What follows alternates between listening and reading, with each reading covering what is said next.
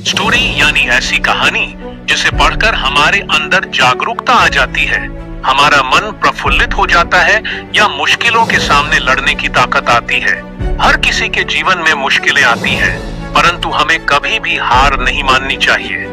इसी प्रकार इस ब्लॉग में हम छात्रों के लिए प्रेरक कहानी हिंदी में बताएंगे, जिसे पढ़कर आपके अंदर एक अलग प्रकार की जागरूकता आ जाएगी। समय की बात है, एक राज्य में एक प्रतापी राजा राज करता था। एक दिन उसके दरबार में एक विदेशी आगंतुक आया और उसने राजा को एक सुंदर पत्थर उपहार में दिया। राजा वह पत्थर देख बहुत प्रसन्न हुआ। उसने उस पत्थर से भगवान विष्णु की प्रतिमा का निर्माण कर उसे राज्य के मंदिर में स्थापित करने का निर्णय लिया और प्रतिमा निर्माण का कार्य राज्य के महामंत्री को सौंप दिया। महामंत्री गांव के सर्वश्रेष्ठ मूर्तिकार के पास गया और उसे वह पत्थर देते हुए बोला, महाराज, मंदिर में भगवान विष्णु की प्रतिमा स्थापित करना चाहते हैं। 7 दिवस के भीतर इस पत्थर से भगवान विष्णु की प्रतिमा तैयार कर राजमहल पहुंचा देना। इसके लिए तुम्हें 50 स्वर्ण मुद्राएं दी जाएंगी। 50 स्वर्ण मुद्राओं की बात सुनकर मूर्तिकार खुश हो गया और महामंत्री के जाने के उपरांत प्रतिमा का निर्माण कार्य प्रारंभ करने के उद्देश्य से अपने औजार निकाल लिए। अपने औजारों में से उसने एक हथौड़ा लिया और पत्थर तोड़ने के लिए उस पर हथौड़े से वार करने लगा, किंतु पत्थर जस का तस रहा। मूर्तिकार ने हथौड़े के कई वार पत्थर पर किए, किंतु पत्थर नहीं टूटा।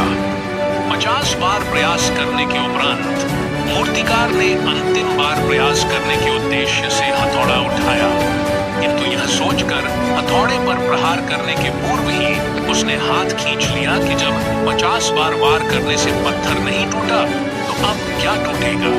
वह पत्थर लेकर वापस महामंत्री के पास गया और उसे यह कह वापस कराया कि इस पत्थर को तोड़ना नामुमकिन है, इसलिए इससे भगवान विष्णु की प्रतिमा नहीं बन सकती।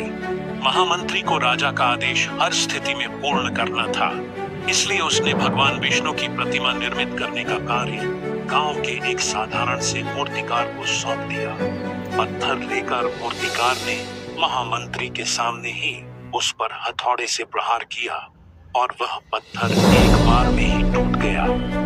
पत्थर टूटने के बाद मूर्तिकार प्रतिमा बनाने में जुट गया।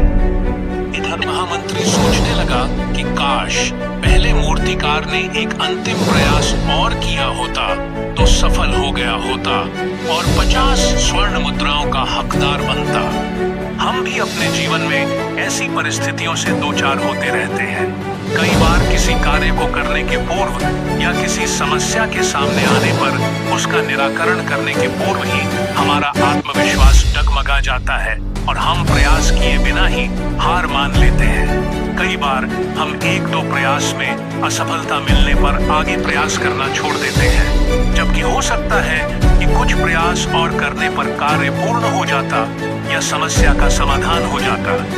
यदि जीवन में सफलता प्राप्त करनी है तो बार बार असफल होने पर भी तब तक प्रयास करना नहीं छोड़ना चाहिए जब तक सफलता नहीं मिल जाती। क्या पता जिस प्रयास को करने के पूर्व हम हाथ खींच लें वही हमारा अंतिम प्रयास हो और उसमें हमें कामयाबी प्राप्त हो जाए। तो दोस्तों, आपको इस कहानी से क्या सीखने को मिला कमेंट करके बताना। अगर आपको इस तरह की वीडियो अच्छी लगती है तो सब्सक्राइब जरूर करना और लाइक भी कर देना।